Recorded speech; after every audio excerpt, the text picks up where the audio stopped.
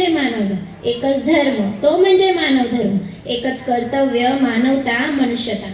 जर आपण डोळे उघडे ठेवून वागू लागलो तर मानवाची लय असलेल्या माणसाच्या सागरात मानवताच हरवली आहे असे दिसेल. माणसाला हात हवेत काम करायला, डोळे हवेत पाहायला, डोकं हवेत चालवायला, पण या डोक्याचा म्हणजे मेंदूचा उपयोग मुळी लोक नीट करतच नाही.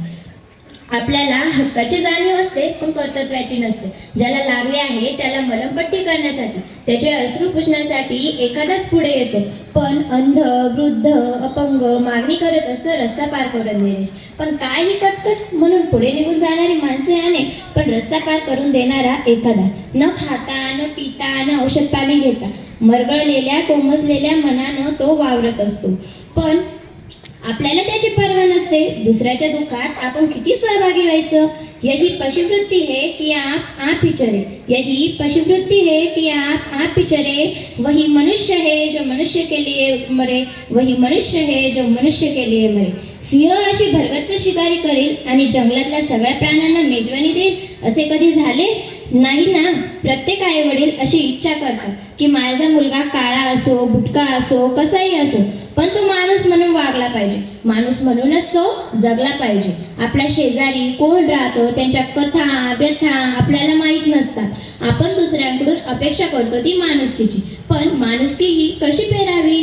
बी बियाण्यांसारखी विखरून द्यावी. कवी वसंत बापट म्हटल्याप्रमाणे दुःखितांचे दुःख जावो ही मनाची कामना, दुःखितांचे दुःख जावो ही मनाची कामना, वेदना जाणवयाला जागवू संवेदना, वेदना जाणवयाला जागवू संवेदना.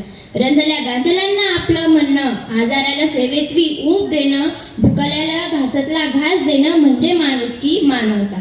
आपल्याच तोऱ्यात, आपल्याच मस्तीत, आपल्याच नादात, आपल्याच सुखात गर्क न राहता दुसऱ्याच्या चुकाचा विचार करणं, त्याला मदतीचा हात देणं, त्याचे आसू पुसून हसू फुलवणं, त्याला माणुसकीच्या झऱ्याचा सुखद अनुभव देणं म्हणजे हे प्रत्येकाचं, स्वतःला माणूस समजणाऱ्या प्रत्येकाचं परम कर्तव्य आहे.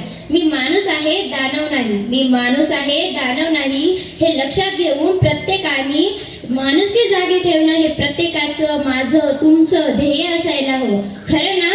जय हिंद, जय भारत.